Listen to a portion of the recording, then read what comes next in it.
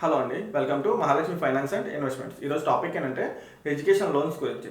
చాలామంది education loans అనగానే ఏమనుకుంటారంటే స్టూడెంట్స్ చదువు కంప్లీట్ చేసిన తర్వాత లైఫ్లో సెటిల్ అవ్వడానికి లైక్ ఇన్కమ్ సోర్స్ క్రియేట్ చేయడానికి ఇచ్చే లోన్ అనుకుంటారు.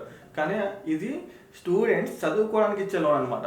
ఎవరైతే స్టూడెంట్స్ ఉంటారో వాళ్ళు వాళ్ళ స్టడీ ఫీజెస్ కట్టడానికి ఇబ్బంది పడుతున్నప్పుడు ఇచ్చే లోన్ని ఎడ్యుకేషన్ లోన్ అంటారు. సో వాళ్ళు ఎడ్యుకేషన్ కంప్లీట్ చేసిన తర్వాత వాళ్ళు మనకి జాబ్ తెచ్చుకుంటే మనకి లోన్ అనేది రీపేమెంట్ చేయడానికి ఉంటుంది అని చెప్పేసి స్టూడెంట్స్ చదువుకోవడానికి బ్యాంక్స్ మ్యాక్సిమం ఎడ్యుకేషన్ లోన్ని ప్రొవైడ్ చేస్తాయి అన్నమాట. సో దీంట్లో ఎవరు ఎలిజిబుల్?